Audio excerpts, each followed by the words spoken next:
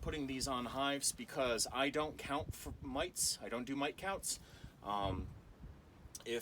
And I found that when I sell hives and I put a screen bottom in automatically, many people would open up the screen bottom, they would drop the bottom, leave it open in the worst times, like in the heat of the summer. They'd think that they'd add ventilation. A screen bottom is something that you only really open up in order to count for mites. So down the road, if that's something that you want to do, these hives, they're made with the bottoms are just screwed in. You could eventually tack on a 1/8 inch hardware cloth underneath, and then you could drop the bottom, put a sticky paper on the board, and let and see how many mites drop off. I'd prefer to do an alcohol wash. That's going to be an easier way of getting the numbers there.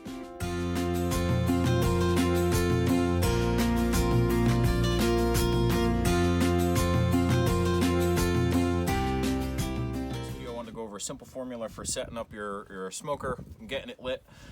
You'll see that what I use is this metal galvanized bucket.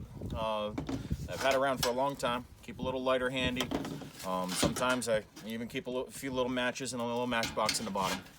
Why do I have a bucket for this? I have a bucket for this so that as this gets hot, even if it gets too hot or whatever, if I put this on the grass, I could have a little fire, especially in the heat of the summer in the grass. Now, what do I do to start off? I start off with just some wood shavings, the same wood shavings that I'd use for bedding for my baby chicks or whatnot. Just pine shavings. This is my formula. You can look up online. You can find tons of videos on how to start it. I'm not looking to keep this going all day long. I'm looking to keep this going for probably about a half an hour or so. So that's what I want, is smoldering for about that much time, and then I want it to go out. I don't want this to be like lasting all day long where I gotta kind of worry about it. So I also take some newspaper and I give it a little twist so it ends up becoming a little bit like a wick, and get that in there. And I toss in a few little pieces of newsprint in there so I can get that lit.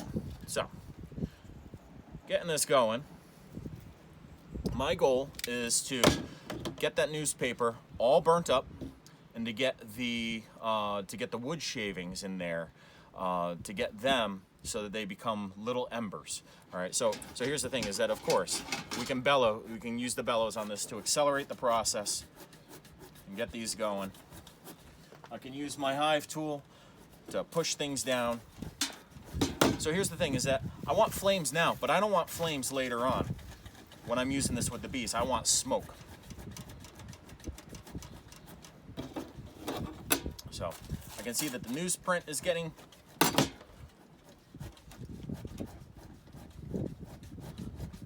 just adding oxygen to this. So I'm getting this really hot. And I can see that my pine shavings that are at the bottom, even though I got newsprint in there, I can see that the pine shavings, that those are catching on right now. So what I'm going to do is now snuff it out. I'm going to take either a bunch of pine shavings or this and just put that over the top and crush that down. And now what I've done is I've stopped flames from occurring. And what I'd even do is pack this all the way to the top with pine shavings. I don't really want this to last forever, so I'm not going to do it.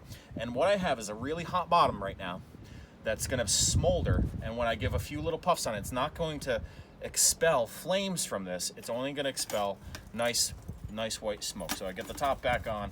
Now, this is hot now. Even though it's got a guard on it, I don't want to put my hands on it. I keep my hands back here. I'm just going to keep puffing along until I get smoke.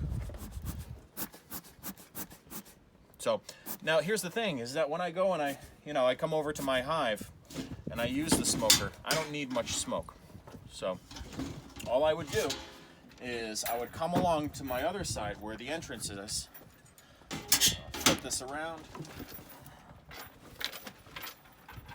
Again, there's no bees in here, so that's kind of nice. And all I'm going to do is take a little bit of that smoke on this windy day, and I'm just going to go right up to the entrance and just give a couple puffs. 1, 2, 3 puffs right at the entrance. Puff, puff, puff. That's it. and then I'm going to wait. See, here's the thing: is that remember, the bees live in complete darkness. You know, there's a little entrance there where light comes in, and they communicate through vibrations and through scents and pheromones. Me putting this just like even one little puff of smoke in, you are going to hear all the bees inside with their wings buzz. They are going to know that that scent of smoke is there. Now remember, the purpose of using smoke is that it has this instinctual effect on the bees where they go to their honey stores and they immediately start to engorge themselves on the honey and the nectar that's in the cells. And they ignore you, all right? So, and that means that, as you know, again, I wouldn't be picking this up if it really had bees in it, but that means you, as the beekeeper, as you open this up, they are going to be way more docile. They are going to be at the honeycomb, engorging themselves in honey, just in case they had to leave on an emergency flight. So, so that's what I would use, how I'd set up the smoker. You can see that it's still puffing along here, and this would allow me to go through several hives over the course of a half an hour or so. That's my formula, where, again, I'm not looking for this to last the whole day. I'm not looking to win any beekeeping awards for, you know, having the best smoker. What I will do sometimes, though, is I will put herbs that I like to smell in here. You know, I might put a little bit of lavender or sage and let that smolder in there. And then at least that smoke kind of smells a little nicer for me. And smoke is smoke for them. You know, it has the same effect on them, whether it's, you know, pine smoke or whether it's sage smoke. It has the same effect. I would also maybe say get a 5-gallon bucket where you can put this when it's out, when it's not smoldering or anything, where you can keep your fuel and you can keep this tucked in inside, and you could you know, even with a tight top on it, and you could keep that 5-gallon bucket as your smoker kit. Again, you know, I'd be, if I was in a rush, I might run this under some water and let it sit for a bit. I'd open up the top and spray it with some water.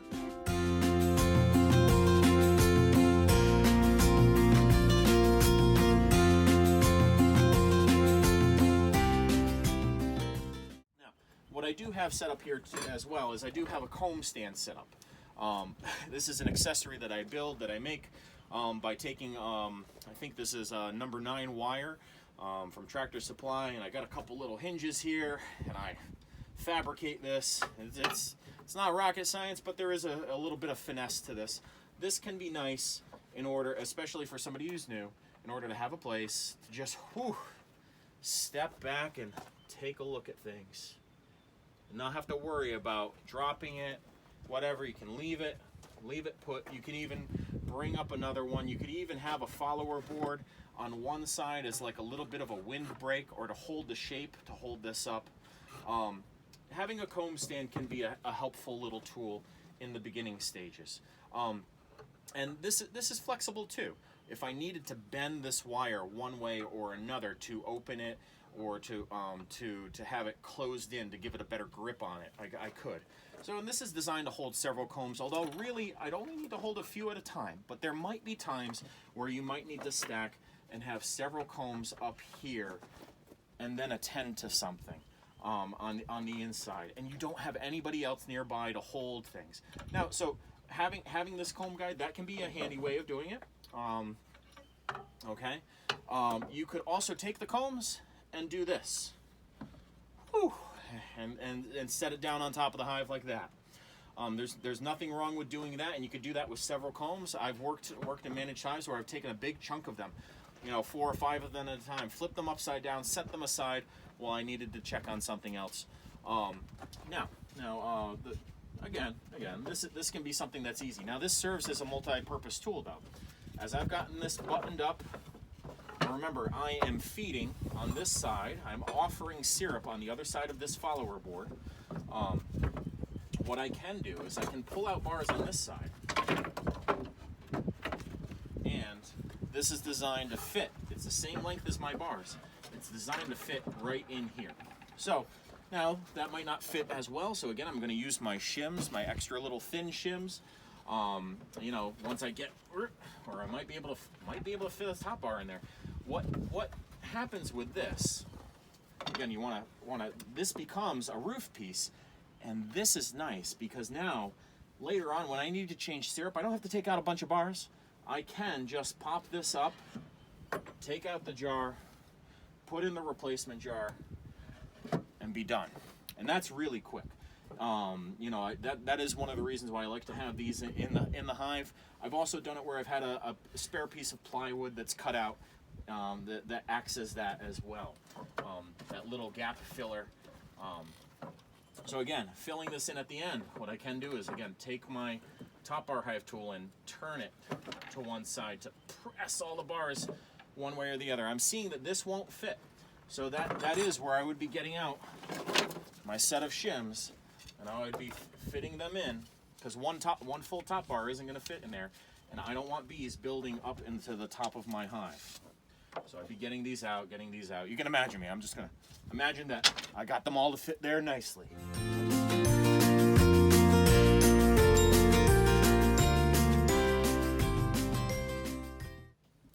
Okay, so we're going to talk about some of the accessories, the winterizing accessories that I offer here. These are things that you're really not going to worry about in the spring. It is nice to have them in the, you know, to have them ready to go. Really, midsummer is when I start my winter prep. I start to do my inspections. I wrote a little book about an ebook about it on Amazon. You just look up Mark Oskowitz, you know, top bar, overwintering top bar beehives. You'll find it. So one of the things that we'll end up doing is we'll end up putting some sort of insulation over the top bars. See, here's the thing, is that energy is important for them, and all I'm going to do is just kind of go over each little element of this so that you know where it's got to fit in, and just know that this is coming down the road. You're still going to need to do some more learning about each one of these components, but just so that you know, hey, let's store these, let's get these set up so that we have them for winter, because winter is coming. So I've got a little bit of rigid insulation that's pre-cut to fit within this. Now, you could use straw, you could use, I've seen people do like newsprint, you know, wood shavings. I've seen people use fiberglass insulation.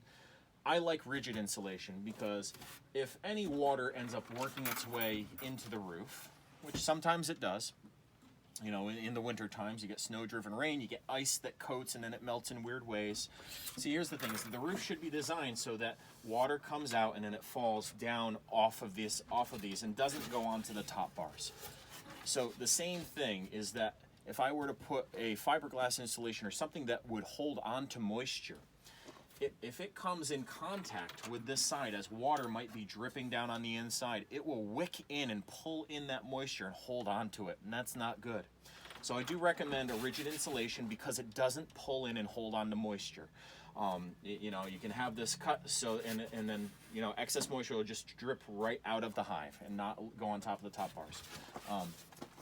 Top moisture and ventilation tend to not be a problem with top bar hives. However, as you're pulling that off, wherever your bees are clustered, you should be able to feel warmth where they are. Now remember, this is an empty hive, so you know I don't really feel any difference here, but I would be able to feel the warmth of the cluster and even kind of the size of the cluster as I had my hands there if it was in the middle of winter.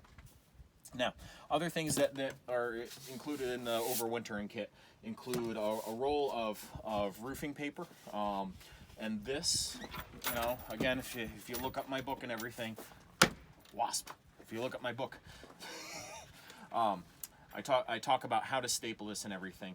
Basically, I'm not trying to like completely button it up. I'm just giving it one more layer to protect it from the wind. Wind, you'll see in the farming world, wind wicks away moisture, wicks away heat and warmth from things. So any added protection, just as a wind barrier, is something that's good. And so I end up starting here, and I'll end up rolling it just on the other side, and I'll create this U shape over it. Now I won't go all the way around on the bottom, because here's the thing, is that this roofing paper, this can also trap moisture.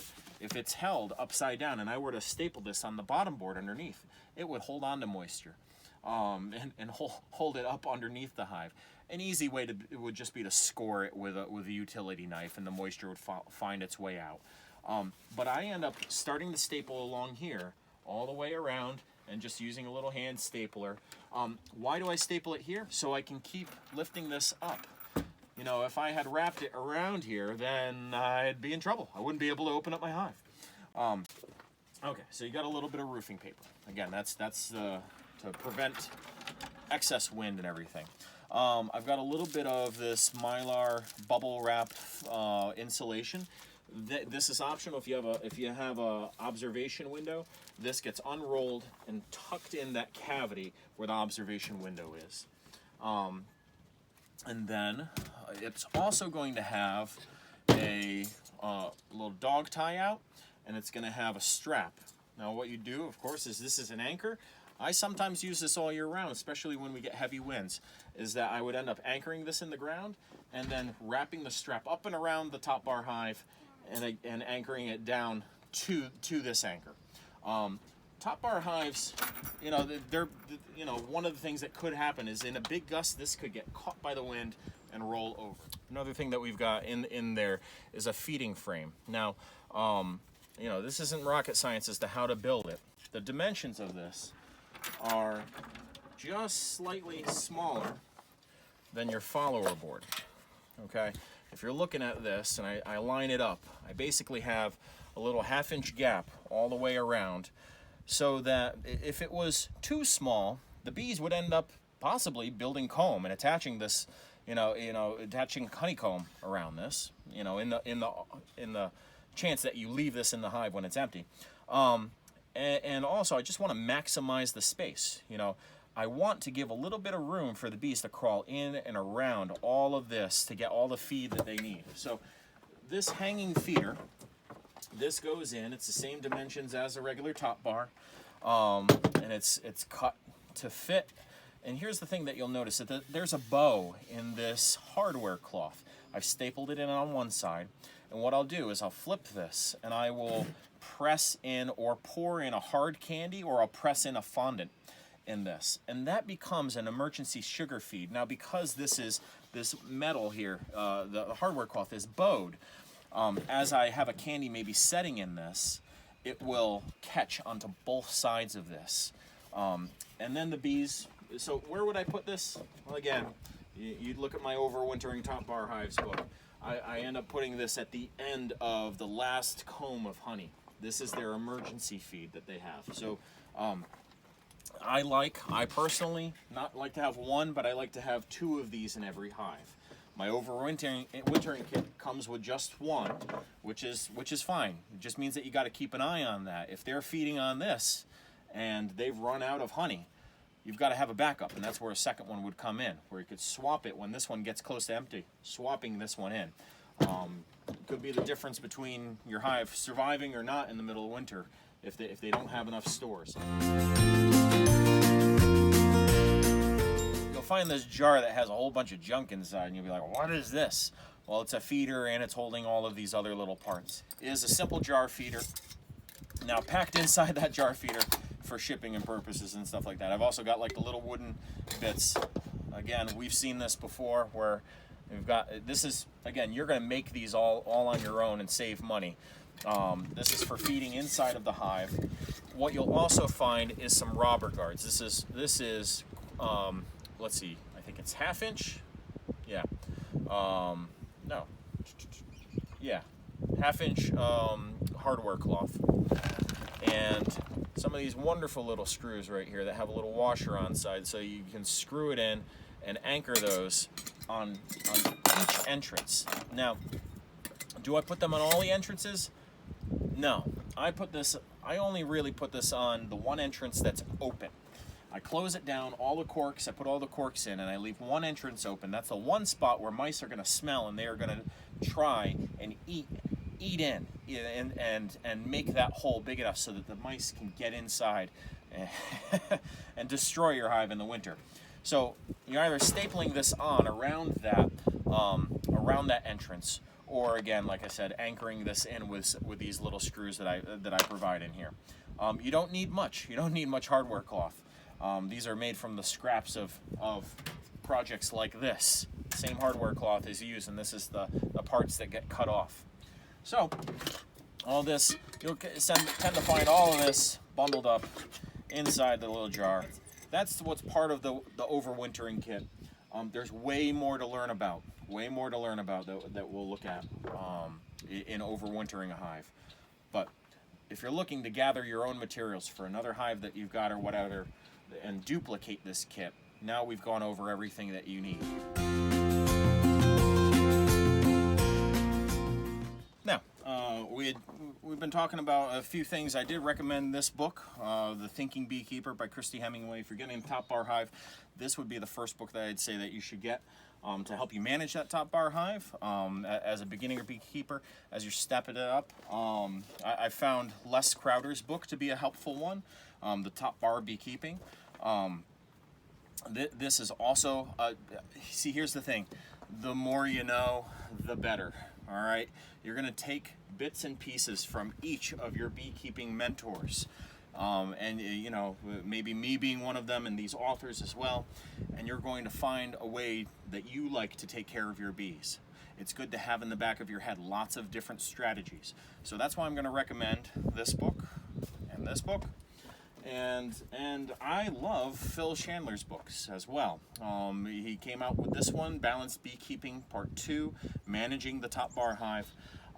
This one, it goes way more in depth than these other ones, and it is that idea of balanced beekeeping.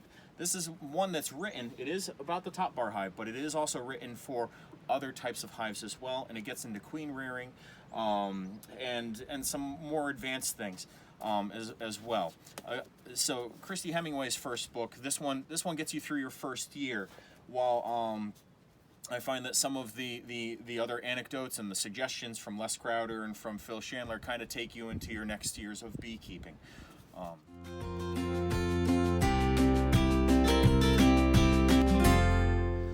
repetition is the key to learning. I just want to go over, before your bees come, before you get your package of bees, you know, coming, or your nuke of bees and everything, the basic things that you've got to do before your bees have come up. You got to get familiar with all your equipment, all your supplies. You've got to get your top bar hive set up. You've got to get it leveled. Remember, have that level inside your hive and ready to go, so that it reminds you to check it often. You want to make sure that you're familiar with all of the bars, the followers, that you've got jar feeders ready to go, not just one, but you've got several of them ready to go, that you've got some syrup, some 1-to-1 syrup ready to go, 1 part sugar, 1 part water. And where can you store it? You can store it in the refrigerator, that's fine. Keeping it at room temperature, what might happen is you might get some mold or fungi that are in the air, and you might get some fermentation in that. You don't want to give them fermented. If you ever smell anything funky with your syrup, or you see any discoloration, you don't want to feed that to your bees. You want to swap it out for fresh syrup. You've practiced your smoker, and you've got that set up. Remember, I use a little metal bucket as a safety feature, so that as this remains hot and is smoldering along, I have a safe place to put it. You've got some homework in reading up. Remember, getting some of the books that I recommend, and being careful with what you look at online, because those beekeepers are not necessarily keeping bees in the same area that you're keeping bees. My set of videos and everything is kind of aligned for the Connecticut, Massachusetts, Rhode Island region, and anything that would be that same temperature. So, you know, your basic tools. This is the basic set of stuff. You can get other bells and whistles, but you're going to want to have a hive tool. You're going to want to have a brush. You're going to want to have a smoker set up, and you're going to want to have at least a veil. You can be a hero and work without gloves, but you're only born with 2 eyes. You want to make sure that you have at least a veil. If not, what I recommend, which is a veil jacket combo and some gloves. It's going to increase your confidence to have that nearby. You're going to want to make sure that you order these in advance. You know, you want to make sure that these are shipped to you, that you've got them ready to go, so that you are prepared.